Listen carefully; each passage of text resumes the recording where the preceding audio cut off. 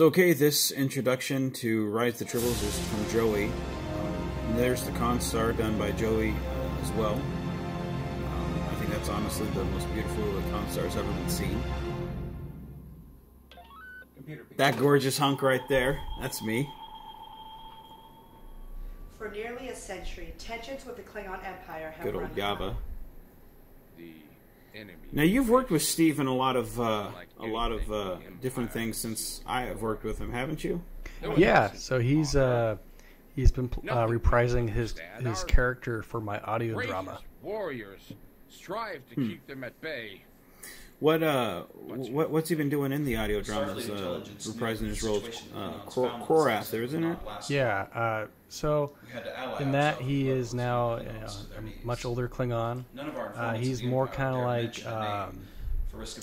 he's kind of more like the voice of reason to one of the main characters, who is the granddaughter of Kor. Sure that they would.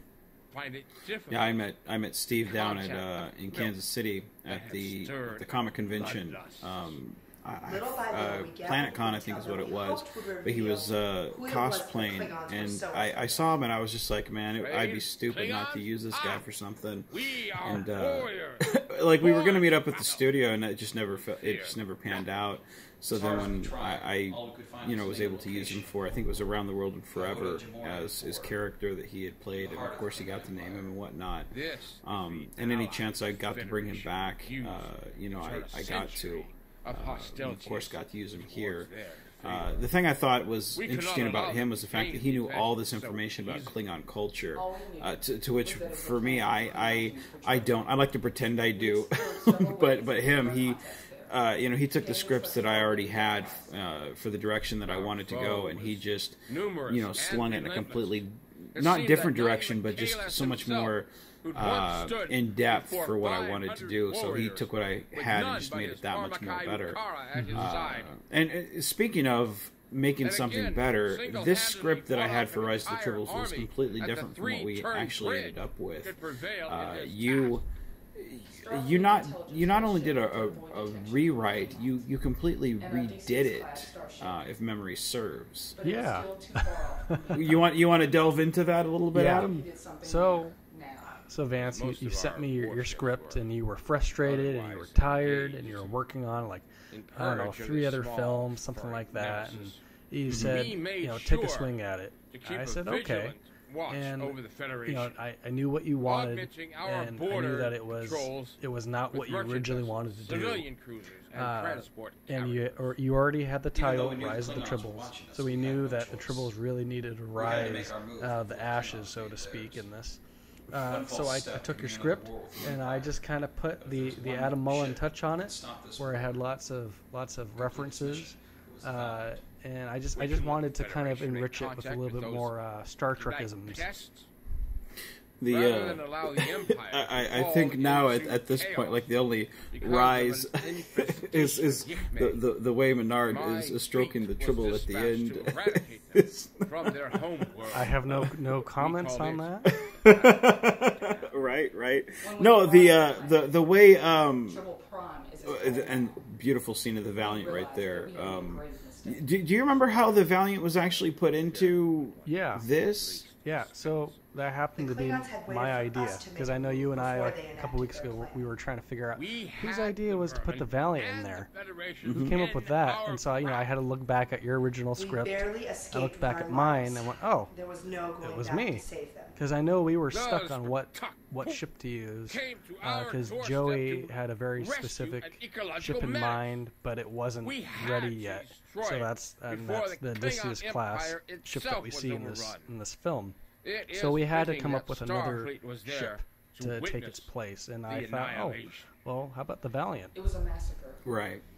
And the one thing I do like about this is the fact that we see the Valiant, regardless whether it's the Valiant A or if it's just a refit of the Valiant 1707.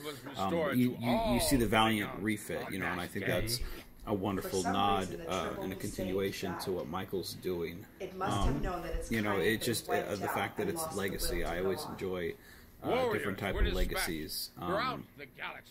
But the way the script was originally supposed to go, for those that don't know, is it was supposed to be an adventure with me and Yava on a planet. We were going to be running around, and there were supposed to be like these Tribbles attacking us, and a real fun romp. And then at the end, Steve's character, of the Klingon Korath, he was going to be on a Klingon bird of prey, and he was supposed to beam us up. And Yava and I were going to have these Tribbles that were going to, that was supposed to save the Tribble, Tribble Empire, or whatever you call it. It just didn't pan out that way because of lack of time, and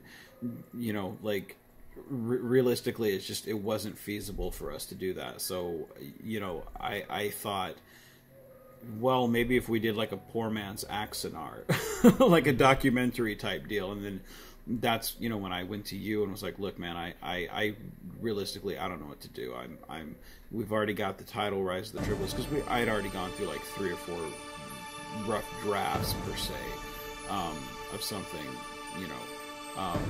and I knew that I really wanted to do this for Joey, because he had already gone through several disappointments of what he couldn't do, and I really wanted to get that out. And so you were really my saving grace for this, and it was a fun story to do. Yeah, I really enjoyed it. It was a lot of fun. Right on. Yeah, I think the thing that's really fun about this is like it's a lot of story that gives a lot of backstory to certain things. It's definitely filler, but it's fun. And it doesn't take itself too seriously, and you can tell that we all just had a blast making it. If you see the behind the scenes stuff, you could definitely tell we had a lot of fun. So anyway, those of you who actually listened to this audio commentary, thank you for listening to it. I think it's wonderful music. You did really great on that, Adam, and thanks. Good old Steve doing his accent there. This is good. Good old improv.